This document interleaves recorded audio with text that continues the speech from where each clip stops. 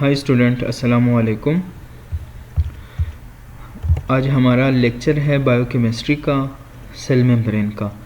और ये लेक्चर जो है ये बायोकेमिस्ट्री का है एमएलटी के स्टूडेंट, रेडियोलॉजी के और एनेस्थीसिया के फर्स्ट सेमेस्टर के जो अभी नए स्टूडेंट आए हुए हैं उनके लिए। सेल के बारे में हम थोड़ा बहुत पढ़ चुके थे कन्वेंशनल क्लासेस में, और अब हमने सेल मेम्ब्रेन के बारे में पढ़ना है।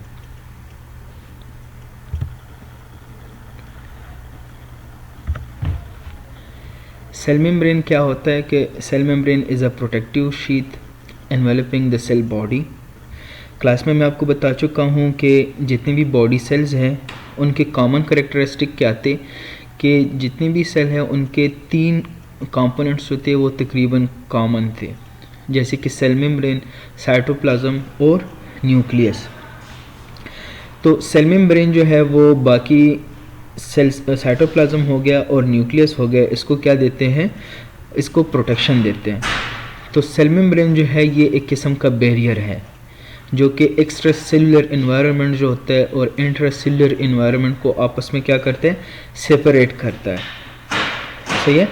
तो सेल मेम्ब्रेन जो है ये एक प्रोटेक्टिव शीट है जो कि सेल बॉडी मीन के साइटोप्लाज्म और न्यूक्लियस को इसने क्या किया हुआ होता है, प्रोटेक्ट किया हुआ होता है, उसको एनवेलप किया हुआ होता है। It is also known as plasma membrane और plasma lemma। इसको plasma membrane भी कहते हैं और plasma lemma भी कहते हैं। This membrane separate the fluid outside of the cell called extracellular fluid and fluid inside the cell called intracellular fluid।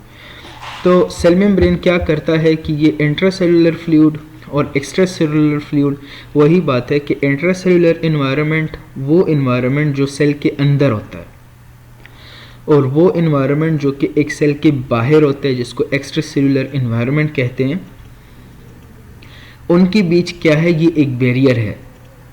ये इन दोनों इन्वायरमेंट को एक दूसरे से चेंज रखते हैं। क्लियर। अगर ये ना होता, ये ऐसे हैं जैसे कि किसी घर की 4 दीवारी होती है, वो बाहर के इन्वायरमेंट को और घर के अंदर के इन्वायरमेंट को क्या रखते हैं, डिफरेंट रखते हैं। बाहर का एनवायरनमेंट कुछ और तरह होता है, घर का अंदर का जो एनवायरनमेंट होता है वो कुछ और तरह का होता है। इनके बीच ये डिफरेंस कौन बनाता है, जो 4 दीवारी होती है, बाउंड्री वॉल होता है वो। और ये सेल मेम्ब्रेन जो है ये किसी सेल की बाउंड्री वॉल है जो कि एक्स्ट्रा सेलुलर फ्लूइड और इंट्रा सेलुलर फ्लूइड को या इंट्रा सेलुलर इन्वायरमेंट और एक्स्ट्रा सेलुलर इन्वायरमेंट को आपस में डिफरेंट रखती है। Cell membrane is a semi permeable membrane. अब ये वाला वर्ड जो है इसमें लॉजिक है, सेमी परमिएबल, कोई भी डिफ्यूजन या ऑस्मोसिस या फिल्ट्रेशन, वो 3 तरह के होते हैं। अगर हम ऑस्मोसिस की बात करें तो ऑस्मोसिस क्या होता है कि movement of molecule from higher concentration to the region of lower concentration. सही है। तो सेमी परमिएबल ऑस्मोसिस क्या होता है कि हायर रीजन से लो रीजन की तरफ किसी भी मॉलिक्यूल्स का मूवमेंट है through a semi permeable membrane. तो सेमी परमिएबल मेम्ब्रेन क्या होता है कि इनमें सिलेक्शन होती है। सिलेक्शन मीन कि कुछ चीज़ें ऐसे होंगे जो कि इस सेल मेम्ब्रेन को क्रॉस कर सकेंगी और सेल में एंटर हो सकेंगे, और या फिर आप ऐसे भी कह सकते हैं कि कुछ मॉलिक्यूल्स जो कि सेल के अंदर होते हैं उन्होंने बाहर जाना होता है, तो वो भी सिलेक्शन के बेस पर होंगे। कुछ मॉलिक्यूल सेल के इनसाइड से आउटसाइड आएंगे तो कुछ मॉलिक्यूल जा सकेंगे और कुछ नहीं जा सकेंगे। ये किस वजह से, ये nature of the cell membrane, कि सेल मेम्ब्रेन का नेचर कैसे है, कंपोजिशन क्या है उनकी, प्रोटीन है उसमें, लिपिड्स है उसमें, कार्बोहाइड्रेट है उसमें, हाइड्रोफिलिक मॉलिक्यूल्स है, लिपोफिलिक मॉलिक्यूल्स है, उस पर डिपेंड करता है। तो सेल मेम्ब्रेन जो होता है ये एक सेमी परमिएबल है, मीन कि इसमें सिलेक्शन होगी मॉलिक्यूल्स की कि कौन से मॉलिक्यूल्स जाने चाहिए और कौन से मॉलिक्यूल्स नहीं जाने चाहिए। क्लियर। मीन के सेल मेम्ब्रेन से हर एक चीज़ इजीली पास आउट नहीं कर सकता, वो सिलेक्शन करेगी कि कौन सी चीज़ को मैं परमिट करूं अंदर जाने को या बाहर जाने को, और कौन सी चीज़ों को, कौन से मॉलिक्यूल्स को ना परमिशन नहीं दूं। थिकनेस है 75 to 110 एंगस्ट्रॉम। ये एमसीक्यूज पॉइंट ऑफ व्यू से इंपॉर्टेंट है, अक्सर पूछते हैं।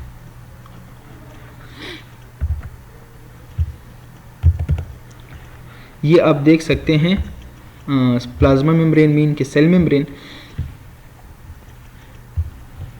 ये जो अगर आप कंसिडर करें कि ये सेल से बाहर का एनवायरनमेंट है, सही है, एक्स्ट्रा सेलुलर एनवायरनमेंट, और ये सेल के इनसाइड का एनवायरनमेंट जिसको इंट्रासेलुलर एनवायरनमेंट कहते हैं, तो इस एनवायरनमेंट और इस एनवायरनमेंट को किसने जुदा किए हुए है, किसने सेपरेट किए हुए है, इस सेल मेम्ब्रेन ने, सही है। सेल मेम्ब्रेन का फंक्शन क्या है, सेल मेम्ब्रेन है किस लिए, maintains the shape and size of the cell, ये शेप और साइज को मेंटेन रखती है। Protects internal content of the cell, internal content को भी क्या करती है, मेंटेन रखती है।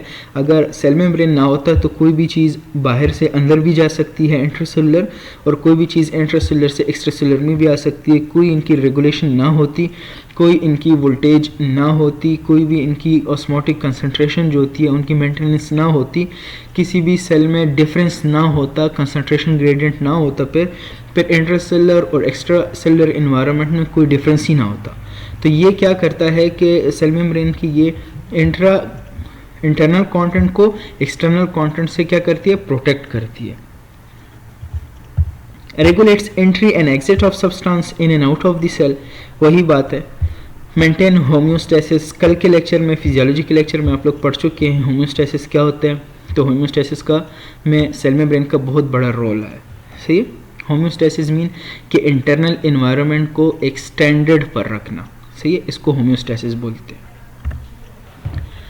कंपोजिशन ऑफ सेल मेम्ब्रेन, के सेल मेम्ब्रेन किस चीज़ से बना हुआ है, तो 3 टाइप्स ऑफ मॉलिक्यूल्स है, सब्सटेंस है जिससे सेल मेम्ब्रेन बना हुआ है, एक प्रोटीन, एक लिपिड और एक कार्बोहाइड्रेट। इनकी परसेंटेजेस जो है वो बहुत इंपॉर्टेंट है, पेपर पॉइंट ऑफ व्यू से फिजियोलॉजी के पेपर में भी पूछते हैं और बायोकेमिस्ट्री के पेपर में भी पूछ लेते हैं। प्रोटीन 55% कंसंट्रेशन है इनकी, लिपिड 40% और कार्बोहाइड्रेट 5%। सेल मेम्ब्रेन ऐसे नहीं है कि अब जो सेल मेम्ब्रेन की पिक्चर्स आ रहे हैं तो ये जो है पहले से ऐसी है, नहीं। सेल मेम्ब्रेन को बहुत सारे साइंटिस्ट ने क्या किया, डिफाइन किए हुए है, उन्होंने इनको डिस्क्राइब किए हुए है। तो मॉडल आए हुए थे, कोई कह रहा था कि सेल मेम्ब्रेन ऐसा है, तो कोई कह रहा था कि नहीं 2 लेयर्स है, कोई कह रहा है कि नहीं 4 लेयर है, कोई कह रहा है कि एक ही लेयर है, कोई कह रहा है कि नहीं प्रोटीन जो है वो अपर और डाउन है, कोई कह रहा है कि नहीं फैट्स जो है लिपिड्स वो अपर और डाउन है। तो पहला मॉडल जिसने पेश किया हुआ है वो डैनियल डेवसन है 1935 में। उन्होंने ये कहा था कि सेल मेम्ब्रेन जो है ये असल में सैंडविच है लिपिड्स का। अब ये बात तो उनकी ठीक थी कि सैंडविच ही है, लेकिन वो प्रोटीन के बारे में गलत बता रहे थे कि प्रोटीन ने आउटर कवरिंग की हुई है सारे लिपिड लेयर की, लेकिन ऐसे जो है नहीं है, ठीक। और ये किसने प्रेजेंट किया हुआ था ये मॉडल, ये जेम्स डैनियल ने 1935 में। तो आपको याद रखना चाहिए कि सैंडविच लिपिड्स मॉडल जो है, सैंडविच ऑफ लिपिड्स, ये या मेम्ब्रेन जो है ये सैंडविच ऑफ लिपिड्स है, ये वाला मॉडल किस साइंटिस्ट ने पेश किया हुआ है, डैनियल डेवसन ने। ईयर भी आप लोगों को आनी चाहिए 1935 में, और ये सबसे पहला मॉडल था जो पेश किया गया था सेल मेम्ब्रेन के बारे में। फिर 1957 में रॉबर्टसन आ गए, उन्होंने यूनिट मेम्ब्रेन मॉडल, इसी मॉडल में कुछ चेंजेस करके यूनिट मेम्ब्रेन मॉडल जो है वो पेश किए हुए है। फिर 1972 में जो है वो अब भी ये मॉडल जो है क्या है, एक्सेप्टेड है, साइंटिस्ट इसी को एक्सेप्ट कर रहे हैं, fluid mosaic model presented by Singer and Nicolson. और इस मॉडल को क्या कहते हैं, फ्लूइड मोज़ेक मॉडल। इन्हों का कहना है, आगे स्लाइड में आ रहे हैं हम डिस्कस करेंगे। इस स्लाइड में आप लोगों ने क्या याद रखने हैं कि कौन सा मॉडल क्या नाम दे रहे हैं अपने मेम्ब्रेन को। यूनिट मेम्ब्रेन मॉडल रॉबर्टसन है 1957, डैनियल जो है वो सैंडविच ऑफ लिपिड्स का कह रहे हैं 1935 में, और सेंगर और निकोलसन जो है वो 1972 का कह रहे हैं और फ्लूइड मोज़ेक का कह रहे हैं। अब फ्लूइड मोज़ेक मॉडल है क्या, 1972 में सिंगर और निकोलसन कह रहे हैं कि fluid mosaic model of membrane structure which is presently mostly accepted according to them, क्या कह रहे हैं कि cell membrane is a lipid bilayer, lipid हो गया फैट्स, सही है, और बायलेयर का मतलब कि 2 लेयर्स हैं, लिपिड्स के 2 लेयर है, एक ऊपर और एक नीचे, 2 layer, which is like an ocean, जो कि समंदर के 2 किनारे हैं, सही है। जो लिपिड के दो लेयर्स हैं वो समंदर का ऊपर का के एक साइड का किनारा और नीचे दूसरी साइड का किनारा है, और बीच में एक समुंदर है, सही है, which is like an ocean and protein is floating in it, और प्रोटीन क्या कर रहे हैं, इस समंदर में तैर रहे हैं किश्तियों की तरह, सही है। तो ये क्या कह रहे हैं, फ्लूइड मोज़ेक मॉडल अगर आपसे कोई पूछे तो इट इज़ सिंपली कि the membrane is a fluid, कि मेम्ब्रेन जो है वो एक फ्लूइड है with the mosaic of protein. अब मोज़ेक क्या है, प्रोटीन है कि ये ऐसे हैं जैसे कि स्टोन्स या किसी भी पैटर्न को मोज़ेक पैटर्न को बोलते हैं, प्रोटीन ने एक पैटर्न बनाया हुआ है, और मेम्ब्रेन क्या है, फ्लूइड है, फ्लूइड स्टेट में होता है, ये सॉलिड स्टेट में नहीं होता, ये मुसलसल मूव कर रहा होता है, जैसे कि समंदर मूव कर रहा होता है पानी, तो इसी तरह मेम्ब्रेन क्या कर रहा है, ये भी मूव कर रहा होता है। तो सिंपली कि सेल मेम्ब्रेन जो है which is like an ocean, और प्रोटीन क्या कर रहे हैं, इसमें फ्लोट कर रहे हैं। The protein are found to float into the lipid bilayer. आप देख सकते हैं ये जो है एक लेयर है लिपिड्स का, ये जो हेडेड पिन की तरह शेप आपको दिखाई दे रही है, ये हेड है, सही है, लिपिड का फॉस्फोलिपिड, और ये इसका टेल है। तो ये एक लेयर, और ये दूसरा लेयर आप देखिए, ये हेड है और ये इसका टेल है। जो दोनों टेल है उन्होंने एक दूसरे की तरफ फेस किया हुआ है, और जो हेड है उसने एक्स्ट्रा सेलुलर की तरफ, और इस हेड ने इंट्रासेलुलर की तरफ क्या किया हुआ है, फेस किया हुआ है। और ये प्रोटीन अगर आप देखें तो ये इसमें फ्लोट कर रहे हैं, ये आपको प्रोटीन नज़र आ रहे हैं, ये सारे प्रोटीन्स हैं जो कि सेल मेम्ब्रेन में क्या कर रहे हैं, फ्लोट कर रहे हैं। अब सेल मेम्ब्रेन देखे ये फ्लूइड फॉर्म में होता है, मुसलसल मूव कर रहा होता है, सेल जो है वो कंडीशन के मुताबिक अपने स्ट्रक्चर को क्या कर रहे हैं, मेंटेन रख रहा होता है। अब आप इसमें क्या देखते हैं, ये प्रोटीन देखिए इसमें फ्लोट कर रहे हैं, ये प्रोटीन, तो इसका क्या मतलब है कि फ्लूइड मोज़ेक मॉडल में हमें ये पता चला कि जो मेम्ब्रेन है वो फ्लूइड इन नेचर है, फ्लूइड स्टेट में होता है, सॉलिड स्टेट में नहीं होता, कॉम्पैक्ट स्टेट में नहीं होता, एक फॉर्म में नहीं होता, बल्कि वो अपना शेप जो है वो चेंज कर सकता है। दूसरी बात क्या है कि प्रोटीन जो है वो इसमें मुसलसल फ्लोट कर सकते हैं, क्लियर, वो फ्लोट कर रहे हैं। ये एक्स्ट्रा सेलुलर फ्लूइड है, ये साइटोप्लाज्म है, इंट्रासेलुलर सरफेस है, इंट्रासेलुलर इन्वायरमेंट है। आप देख सकते हैं इसमें प्रोटीन भी प्रेजेंट है, ये कार्बोहाइड्रेट भी प्रेजेंट है, और ये लिपिड्स हैं। लिपिड्स दो फॉर्म में होते हैं, एक कोलेस्ट्रॉल में होते हैं आप देख सकते हैं ये, और एक फॉस्फोलिपिड की फॉर्म में होते हैं। ये फॉस्फोलिपिड्स हैं जो हेडेड पिन की तरह है, क्लॉथ पिन या हेडेड पिन की तरह इनका हेड होता है और टेल होता है। टेल अंदर की तरफ है दोनों का, और हेड जो है वो बाहर की तरफ है, इसके बाहर की तरफ इसका हेड सेल की इंटरनल की तरफ, सही है। अब हमने लिपिड्स के बारे में पढ़ना है कि सेल मेम्ब्रेन के लिपिड्स में, सेल मेम्ब्रेन के लिपिड्स के कितने टाइप्स हैं। तो each lipid molecule in the lipid bilayer of cell membrane primary consist of phospholipid and cholesterol. दो तरह के लिपिड्स पाए जाते हैं, एक फॉस्फोलिपिड्स और एक कोलेस्ट्रॉल। ग्लाइकोलिपिड्स भी पाए जाते हैं, लेकिन ये दो जो है ये मोस्ट कॉमन है, एक लिपिड को एक साथ फॉस्फोरिक एसिड को अटैच करके फॉस्फोलिपिड, और एक कोलेस्ट्रॉल। फॉस्फोलिपिड के बारे में पढ़ते हैं, कहते हैं फॉस्फोलिपिड मॉलिक्यूल जो हैं ये अरेंज होते हैं दो लेयर्स में। अब आप पढ़ चुके हैं, ये एक लेयर है इसकी फॉस्फोलिपिड की, और ये दूसरी लेयर है जिसकी एक टेल होगी, सही है, और एक हेड होगा। ये एक लेयर है फॉस्फोलिपिड मॉलिक्यूल्स का, ये ऊपर जो है ये दूसरा लेयर है। तो इस दो लेयर्स की वजह से सेल मेम्ब्रेन को क्या बोलते हैं, lipid bilayer. Each phospholipid molecule resemble the headed pin in shape, shape इसका हेडेड पिन की तरह होता है। एक ऐसा पिन, एक ऐसे नीडल जिसके सर पर हेड होता है, मतलब जिसका हेड होता है। Outer part of phospholipid molecule is called head portion.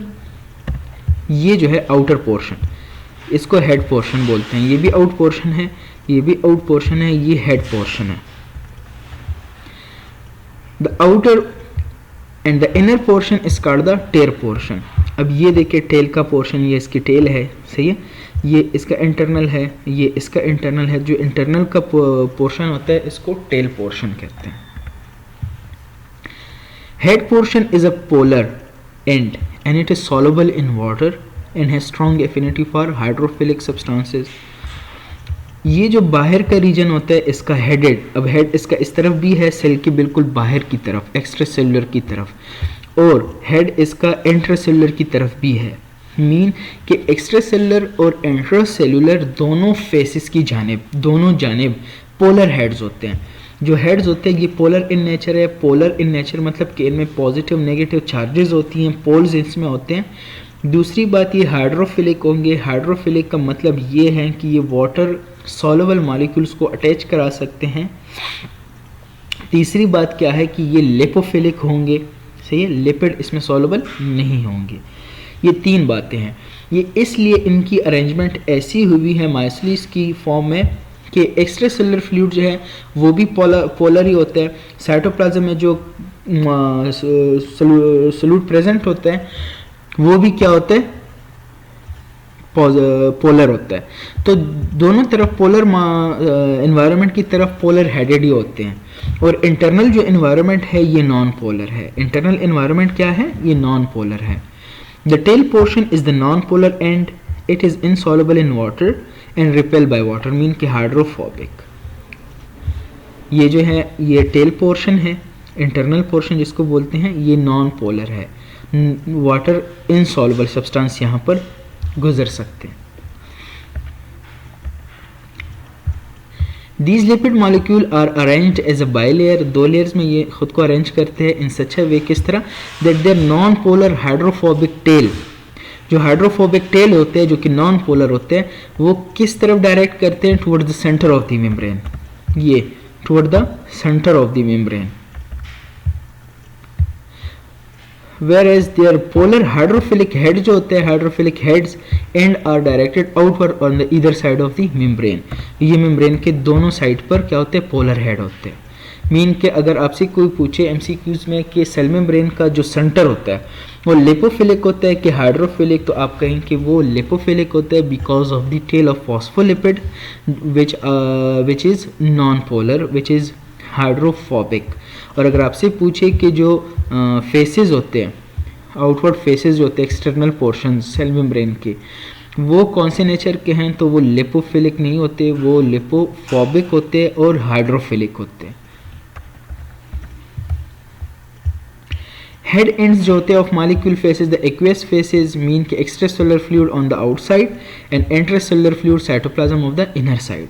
तो इनर साइड और आउटसाइड दोनों साइड पर क्या होते हैं, हेड्स होते हैं जो कि पोलर है, और सेंटर में जो है वो लिपिड्स होते हैं जो कि नॉन पोलर होते हैं। कौन से फॉस्फोलिपिड पाए जाते हैं, फॉस्फेटाइडल कोलिन है, फॉस्फेटाइडल इथेनॉल अमाइन है, ग्लाइकोस्फिंगोलिपिड्स है और स्फिंगोमाइलिन, ये फॉस्फोलिपिड पाए जाते हैं। ये आप देखिए फॉस्फोलिपिड मेम्ब्रेन में जो प्रेजेंट होते हैं, ये एक्स्ट्रासेलुलर फ्लूइड है, ये इंट्रासेलुलर फ्लूइड है। इंट्रासेलुलर फ्लूइड की तरफ भी इसके पॉजिटिव पोलर हेड्स हैं और एक्स्ट्रासेलुलर फ्लूइड की तरफ भी इसके पोलर हेड्स हैं, जबकि सेंटर में आप देखें तो ये टेल हैं जो कि नॉन पोलर होता है, जो कि वाटर इनसॉल्युबल होते हैं, जो कि लिपोफिलिक होते हैं, लिपिड में सॉल्युबल। लिपोफिलिक मीन के लिपिड लवर, जो कि लिपिड में सॉल्युबल होते हैं। ये देखिए hydrophobic tails, hydrophobic water hating, सही है, जो वाटर सॉल्युबल नहीं होते, और ये हाइड्रोफिलिक हेड्स हैं जो कि पोलर होते हैं, वाटर सॉल्युबल। दूसरी टाइप के जो लिपिड्स पाए जाते हैं वो कोलेस्ट्रॉल है। कोलेस्ट्रॉल का काम क्या है कि कोलेस्ट्रॉल ने खुद को फॉस्फोलिपिड्स में अरेंज किया होता है और इसका काम है सेल मेम्ब्रेन की पैकिंग करना, सेल मेम्ब्रेन को एक शेप देना, और वो ऐसे शेप देना जो कि टेम्पररी हो, जो कि चेंज हो सके, जो जिसमें फ्लूइडिटी हो। तो कोलेस्ट्रॉल जो है it is like an oil, कि ये ऑयल की तरह है, सही है। और फॉस्फोलिपिड जो है अगर वो मूवमेंट कर रहा है, ऑयली स्ट्रक्चर है, तो वो किस वजह से है, कोलेस्ट्रॉल की वजह से। सेल मेम्ब्रेन हमने कहा कि ये फ्लूइड इन नेचर है, तो अगर आपसे कोई एमसीक्यूज में ये पूछे कि सेल मेम्ब्रेन जो है वो फ्लूइड इन नेचर है, तो ये फ्लूइडिटी किस सब्सटेंस की वजह से है, तो इसका मतलब है cholesterol. Cholesterol molecule are arranged in between the phospholipid molecule. Phospholipids are soft and oily structure and cholesterol helps to pack the phospholipid in the membrane. So cholesterol is responsible for the structure integrity of lipid bilayer of the cell membrane. तो ये जो phospholipids हैं, इन्होंने ये जो दो layer बनाए हुए हैं, इनकी पैकिंग कौन कराते हैं? ये बीच में जो कोलेस्ट्रॉल मॉलिक्यूल प्रेजेंट होते हैं इन्होंने किए हुए हैं इनकी पैकिंग। सही है, तो इनकी पैकिंग कौन कर रहा है? कोलेस्ट्रॉल कर रहा है। और सेल मेम्ब्रेन की फ्लूइडिटी नेचर किस वजह से है? कोलेस्ट्रॉल की वजह से। लिपिड लेयर का फंक्शन क्या होता है? लिपिड लेयर का फंक्शन ये है कि बॉडी में अक्सर सब्सटेंस जो है वो वाटर सॉल्युबल होते हैं, तो लिपिड बाई लेयर की वजह से सब्सटेंस जो है वो सेल मेम्ब्रेन को इजीली क्रॉस नहीं कर सकेंगे। वही मॉलिक्यूल सेल मेम्ब्रेन को क्रॉस कर सकेंगे जो कि लिपिड सॉल्युबल होंगे। और वाटर सॉल्युबल चीज़ों के लिए, सब्सटेंस के लिए क्या होना चाहिए? अपनी एक स्पेशल कैरियर प्रोटीन होनी चाहिए, पंप होनी चाहिए, और चैनल्स होने चाहिए, पोर्स होनी चाहिए, जिसके थ्रू वो वाटर सॉल्युबल सब्सटेंस क्या करे? सेल मेम्ब्रेन को क्रॉस करे। और एक ऑस्मोटिक ग्रेडियंट जो है वो इंट्रासेलुलर और एक्स्ट्रासेलुलर एनवायरनमेंट के बीच क्या हो? कायम हो। Lipid layer of cell membrane is a semi permeable membrane है and allows only fat soluble substance to pass through it. Thus, the fat soluble substance like oxygen, carbon dioxide and alcohol can pass through this lipid layer. और जो water soluble substance होंगे जैसे कि glucose, urea, electrolytes, वो इसको पास नहीं कर सकेंगे। सही, तो ये फंक्शन किसका है? अगर आपसे को एमसीक्यूज में पूछे कि सेल मेम्ब्रेन सेमी परमेबल है, ये किस वजह से है, तो आप बताएं कि लिपिड की जो लेयर है उसकी वजह से सेल मेम्ब्रेन क्या है? सेमी परमेबल है। दूसरी चीज़ आती है प्रोटीन्स। प्रोटीन कितने परसेंट? 55% प्रेजेंट थे। तो प्रोटीन्स हमारे पास दो तरह के होते हैं, लिपिड बायलेयर्स होते हैं और लिपिड्स के ऊपर जो होते हैं प्रोटीन प्रेजेंट होते हैं। जहाँ पर प्रोटीन प्रेजेंट होंगे उस लेयर को इलेक्ट्रॉन डेंस लेयर कहते हैं। मीन नेगेटिव चार्जेस वहाँ पर नेगेटिव चार्जेस होंगे, वहाँ पर इलेक्ट्रॉन ज़्यादा होंगे। तो प्रोटीन हमारे पास दो तरह के होते हैं, एक होते हैं इंटीग्रल प्रोटीन जिसको ट्रांसमेम्ब्रेन प्रोटीन भी कहते हैं, और एक होता है पेरिफेरल प्रोटीन। अब protein layers of the cell membrane are electron dense layers. MCQs में पूछ सकते हैं कि एक इलेक्ट्रॉन ल्यूसेंट लेयर्स हैं, जो लिपिड बाय लेयर्स होंगे वो इलेक्ट्रॉन ल्यूसेंट होंगे। ल्यूसेंट मीन के इलेक्ट्रॉन वहाँ पर कम होंगे। और इलेक्ट्रॉन डेंस लेयर्स कौन से होते हैं? जहाँ पर प्रोटीन प्रेजेंट होंगे। These layers cover the two surfaces of the central lipid layer. जो central lipid layer by layer होते हैं ऊपर और नीचे इसको कवर किए होते हैं। Protein layers give protection to the central lipid layer. अब प्रोटीन दो कैटेगरीज है, इंटीग्रल और पेरिफेरल प्रोटीन। इंटीग्रल प्रोटीन कौन से होते हैं? अब इंटीग्रल प्रोटीन वो प्रोटीन है जिसने सेल को एक साइड से लेकर दूसरे साइड तक दोनों को क्या किया हुआ है? क्रॉस किया हुआ है। ट्रांस मेम्ब्रेन इसको इसलिए बोलते हैं इंटीग्रल को कि ये पूरे सेल मेम्ब्रेन को इसने क्रॉस किया हुआ है। ये देखें आप, एक साइड से शुरू होके इस साइड तक, ये क्या है? Integral protein, trans membrane protein इसको बोलते हैं। ये प्रोटीन आप देखिए, इसका एक हेड जो है वो इंट्रासेलुलर है, दूसरा हेड जो है वो एक्स्ट्रासेलुलर फ्लूइड में है। ये देखें, ये देखें। और पेरिफेरल प्रोटीन क्या होते हैं? ये जो कि एक साइड पर होंगे, जैसे कि ये, अब ये प्रोटीन सिर्फ आउटसाइड पर है, ये पेरिफेरल प्रोटीन है लेकिन एक्सट्रिंसिक पेरिफेरल प्रोटीन है। ये भी एक पेरिफेरल प्रोटीन है, पेरिफेरी में होता है, जैसे कि किसी भी शहर की पेरिफेरीज होते हैं। पेरिफेरीज मीन कि वो सिटी से बहुत दूर हो, तो सेम ये भी क्या है कि ये पेरिफेरी में है, सिर्फ बोथ साइड नहीं है। जो सेल मेम्ब्रेन को बोथ साइड पार्ट्स करें तो ऐसे को बोलते हैं integral. Trans membrane, trans mean कि सेल मेम्ब्रेन को एक साइड से लेकर दूसरे साइड तक क्या किया हुआ है? पार्ट्स किया हुआ है, तो ये कट किए हुए है। और पेरिफेरल प्रोटीन जो होते हैं या वो सिर्फ इनसाइड प्रेजेंट होते हैं या सिर्फ आउटसाइड प्रेजेंट होते हैं, वो पूरे सेल मेम्ब्रेन को क्रॉस नहीं कर सकते।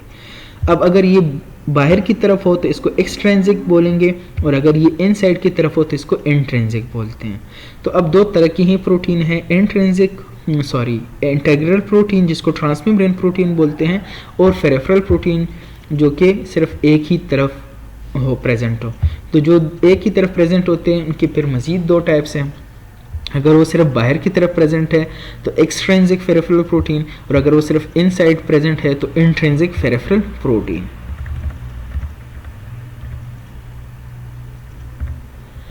अब इंटीग्रल प्रोटीन क्या है? इंटीग्रल और transmembrane protein are protein that pass through entire thickness of cell membrane from one side to the other side. मैं बता चुका हूँ आप लोगों को। The protein stay in the membrane because they have region of hydrophobic amino acid which interact with fatty acid till to exclude water. अब बात ये है कि ये प्रोटीन जो है ये तो अगर वाटर सॉल्युबल है तो ये वाटर इनसॉल्युबल रीजन में क्या करते हैं? तो इन्होंने ख़ुद को ऐसे अरेंज किए हुए है कि वो मॉलिक्यूल, वो अमाइनो एसिड, क्योंकि प्रोटीन अमाइनो एसिड से बनी हुई है, वो अमाइनो एसिड जो कि वाटर इनसॉल्युबल होते हैं, जो कि लिपोफिलिक होते हैं, इनको यहाँ पर अरेंज किए हुए होते हैं, और जो कि वाटर सॉल्युबल होते हैं, हाइड्रोफिलिक होते हैं, उन अमाइनो एसिड को यहाँ पर अरेंज किए हुए होते हैं। तो इस वजह से ये मेम्ब्रेन में रहते हैं। The rest of the protein is hydrophilic. जो ऊपर और नीचे मेम्ब्रेन प्रेजेंट होगा वो हाइड्रोफिलिक होगा, और वो एरिया जो कि लिपिड बाइलेयर के साथ विद इन कॉन्टैक्ट होगा सी या टेल के साथ जो कि हाइड्रोफोबिक होते हैं, वहाँ पर हाइड्रोफोबिक अमाइनो एसिड होते हैं, और जो बाकी होगा वहाँ पर हाइड्रोफिलिक अमाइनो एसिड होंगे। इसमें चैनल प्रोटीन आते हैं, रिसेप्टर प्रोटीन आते हैं, और कैरियर प्रोटीन। ये तीन तरह के प्रोटीन जो है ये इंटीग्रल प्रोटीन से बने हुए होते हैं। चैनल, रिसेप्टर और कैरियर ये हम transport of through cell membrane के का टॉपिक जब पढ़ेंगे तो इसमें इसको डिस्कस करेंगे। अब फेरिफेरल प्रोटीन क्या होते हैं? These are present peripheral to the lipid bilayer. Peripheral mean के एक साइड पर, पूरी सेल मेम्ब्रेन को क्रॉस किए हुआ नहीं होता, सिर्फ एक साइड पर अटैच होते हैं, या तो आउटसाइड अटैच होते हैं या इनसाइड अटैच होते हैं, both inside and outside to it. अब इंट्रिंसिक क्या होते हैं? इन मतलब इनसाइड। वो फेरिफेरल प्रोटीन जो कि सिर्फ इनसाइड अटैच होते हैं उसको इंट्रिंसिक बोलते हैं, और एक्सट्रिंसिक का मतलब सरफेस जो कि सेल के सरफेस पर प्रेजेंट हो, सही है, इसको बोलते हैं एक्सट्रिंसिक प्रोटीन्स। इंट्रिंसिक प्रोटीन जो है इसमें एंजाइम आते हैं, और जो एक्सट्रिंसिक प्रोटीन होते हैं इसमें सेल एडहेशन मॉलिक्यूल्स आते हैं। आप सेल एडहेशन मॉलिक्यूल जो हैं वो इन्फ्लेमेशन में पढ़ेंगे थर्ड सेमेस्टर में, और ट्रांसपोर्ट में अभी नेक्स्ट लेक्चर में ट्रांसपोर्ट में भी पढ़ सकेंगे आप सेल एडहेशन मॉलिक्यूल को, कि सेल कैसे एडहेशन कराता है दूसरे सेल्स के साथ या किसी फॉरेन ऑब्जेक्ट के साथ ख़ुद को कैसे अटैचमेंट कराता है। तो उस अटैचमेंट के लिए ज़रूरी है कुछ मॉलिक्यूल्स जो कि प्रोटीन से बनी हुई होते हैं, और वो कौन से प्रोटीन होते हैं? फेरिफेरल प्रोटीन होते हैं। कुछ एंजाइम हो गए, protein of cytoskeleton, cyto mean cell, skeleton mean skeleton, bones, support, तो जैसे हमारी सपोर्ट होते हैं, बोन्स प्रेजेंट है, तो सेल की भी एक शेप है, और वो शेप किस वजह से है? साइटोस्केलेटन की वजह से।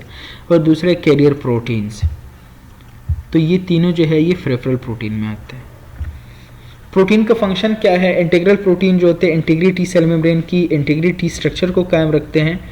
चैनल प्रोटीन क्या करते हैं? चैनल प्रोटीन जो वाटर सॉल्युबल सब्सटेंस होते हैं उनकी ट्रांसपोर्ट कराते हैं, बिकॉज सेल मेम्ब्रेन जो है वो तो लिपिड बाइलेयर है, उसके थ्रू तो वाटर सॉल्युबल सब्सटेंस का पास होना नामुमकिन है।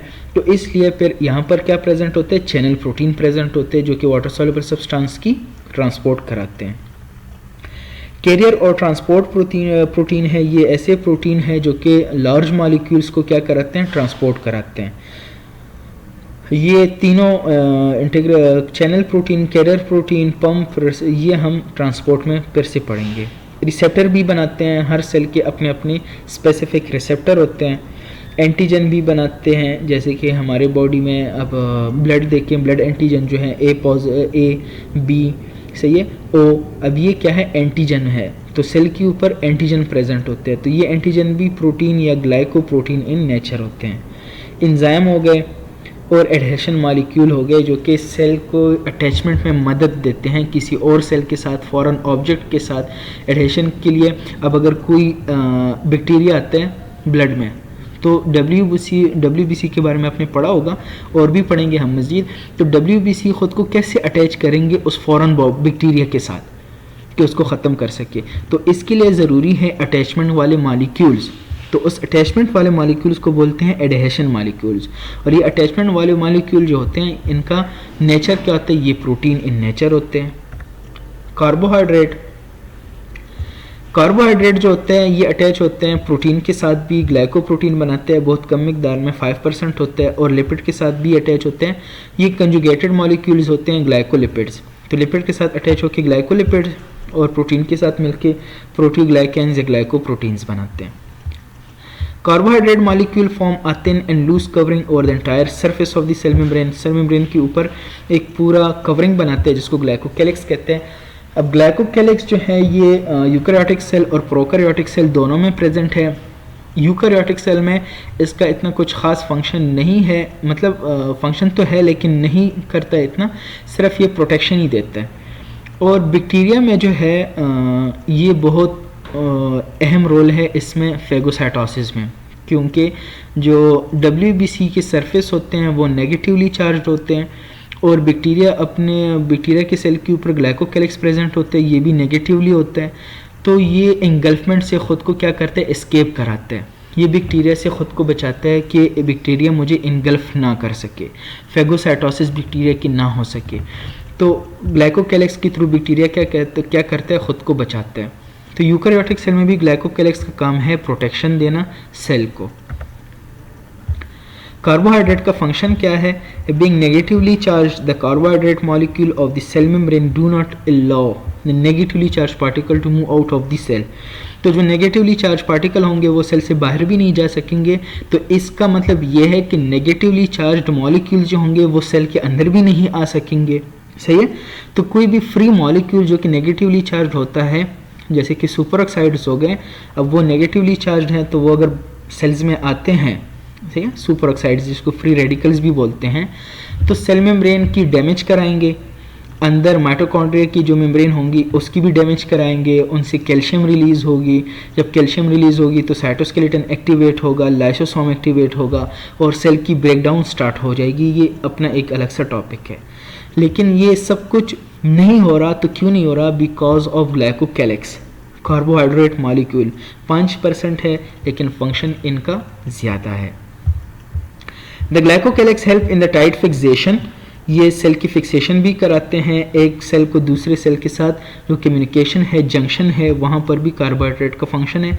Some of the carbohydrate molecule also serve as a receptor, कुछ कार्बोहाइड्रेट मॉलिक्यूल जो होते हैं वो प्रोटीन के साथ मिलकर ग्लाइकोप्रोटीन बनाते हैं और वो फिर एज ए रिसेप्टर जो है वो फंक्शन देते हैं। Thank you. ये आज का बायोकेमिस्ट्री का लेक्चर है सेल मेम्ब्रेन के हवाले से। आप लोग पढ़े इसे, जेपी का बुक आप लोग यूज़ कर सकते हैं, मेडिकल फिजियोलॉजी। इसके अलावा आप मुश्ताक अहमद का जो बुक है बायोकेमिस्ट्री का वो भी पढ़ सकते हैं। इसके लिए आप पढ़ें, इसको समझें, अपने लिए साथ नोट्स बनाएं। किसी को अगर कोई भी क्वेश्चन है तो वो कमेंट के सेक्शन में आप लोग पूछ सकते हैं। जितने बंदों के क्वेश्चंस होंगे फिर वो मैं उनके आंसर लिख के एक पेज पर आप लोगों के जो ग्रुप है उसमें शेयर कर दूंगा। सही है। आप पढ़ें, समझे इसको। जिसको कोई समझ नहीं आती वो क्वेश्चन कर सकते हैं। नेक्स्ट लेक्चर तक अपना ख्याल रखिएगा। अल्लाह हाफिज़।